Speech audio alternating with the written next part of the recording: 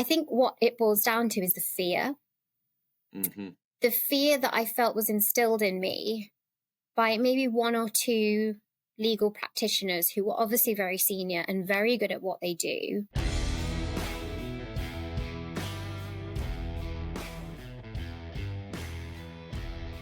This is Unlawful.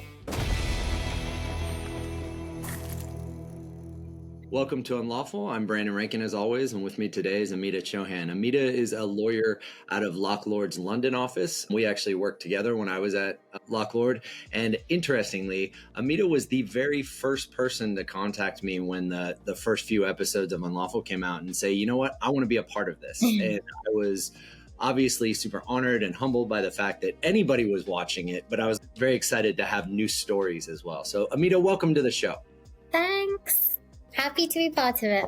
No, and we're very happy to have you. So the first thing I wanted to do is ask you a little bit about how you got into the law, because you weren't one of these people who went to college knowing you wanted to be a lawyer and came out and went to law school. So tell us a little bit about your path to being a lawyer.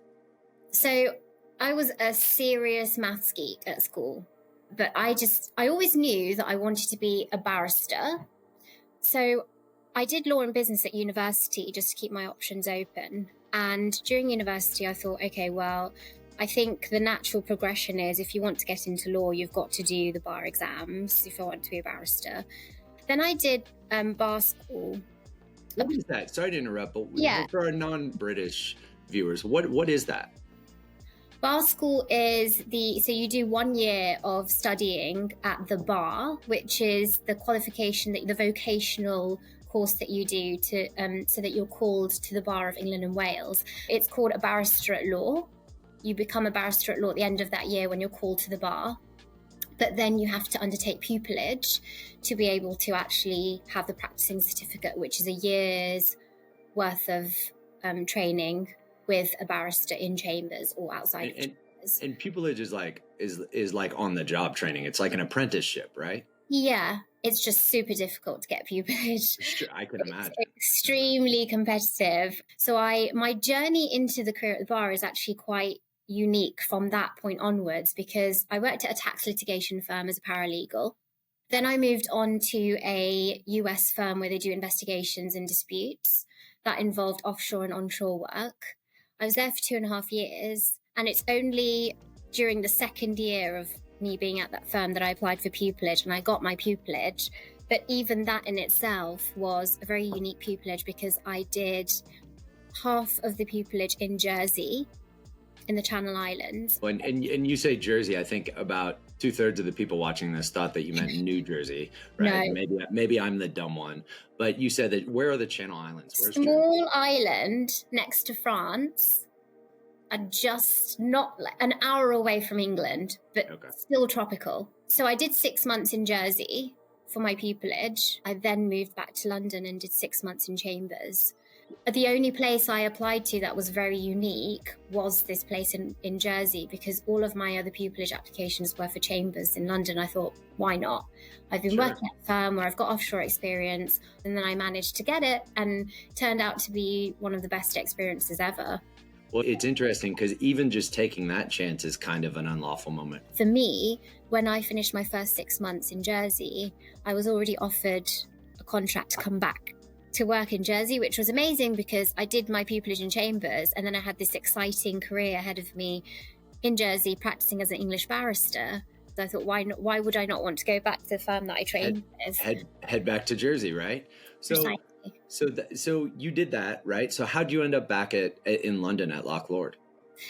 So I think spending some time in Jersey after my pupillage, I realised I actually really miss London. I know it's just an hour away. So I knew I wanted to make a move back to London. So I think we ended up pitching to Locke Lord, actually. I was the first barrister to join the firm. What's your unlawful moment?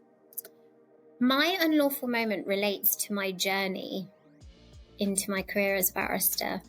I was told by somebody who happened to have gone to a particular university and had a master's in law and had just gone to a different country and done a lot of charity work and all this stuff, amazing stuff that made their CV look just out of this world.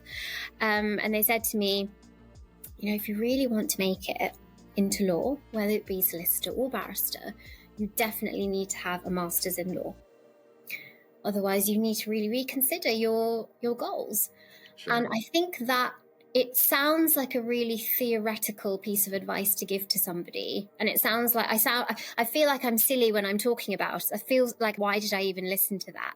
But for a very long time, I actually didn't apply for pupillage because I kept thinking, well, am I doing the right thing here by doing all this work experience, by going and working in these firms and getting all this experience? Or am I just going to fail because I haven't gone and done a master's, or I haven't done this spectacular stuff that's going to set me apart, like go to the other side of the world and do charity work or something that's going to make me look like I'm outside of the box? And that's, I think what it boils down to is the fear. Mm-hmm. The fear that I felt was instilled in me by maybe one or two legal practitioners who were obviously very senior and very good at what they do. And in their mind, to get to where they were, you had to follow the journey that they had taken. Yep. And when you're so junior, like myself at that time, I just thought, well, I'm going to soak all the advice that I can get. But what ends up happening is you become very scared of the challenge that you have to face, because you think, well, there's already things holding me back because I have these deficiencies. Well, so now what do I do? It's important that you listen to everybody, but it's also important that you edit. Yeah. Right? You take what you want and leave the rest, you know, because I think we run into this. And I've said this to associates before. I think the unlawfulness about all of this is there are unlawful mentors out there. Right. who, with all due respect, everything that they say was fine for them and that was their journey and it worked for them. But times change, people's expectations change, the way lawyers are hired change, whether you're a solicitor or barrister or attorney in America. You have to move with the times. But I think there is a responsibility on mentors when someone comes to you at a young age and they say they want to embark on a career in law, give them the reality check, but at least make them realize that it's about their journey. And if they're going to make it, they have to follow their own journey, because it was frightening for me when I was given the wrong advice. But now, as I said, when I think about it and when I talk about it out loud, I think, well, it sounds so stupid that I was listening to this advice. But at that stage, all I want to do is be successful and I want to have this career. I will listen to what you tell me. But actually, I now look at that unlawful moment, if that's what we're calling it, as almost a teachable moment for me, because it taught me, just going back to what you said earlier about editing, well, it taught me about how I can seek out the right mentors. And when I'm given advice by somebody where I appreciate they're giving me the advice, but I think I might not take it on because that's very specific to them, I think I now have this skill of being able to edit. You have to get to the stage where you realize anything that I do, even the way I structure my day, it's fine for it to be my way and it's fine for it to be the way I want to do it. I will also try to create my own journey and do things in my way so that there's an opening for me to develop. Otherwise, you don't develop. You just won't progress. You won't be able to develop because you haven't found your feet and the confidence to be able to think independently.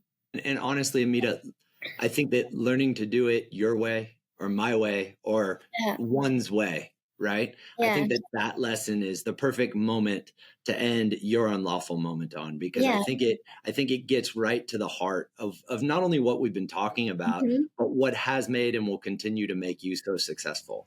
And I really appreciate you taking the time to be on the show. And that's Unlawful.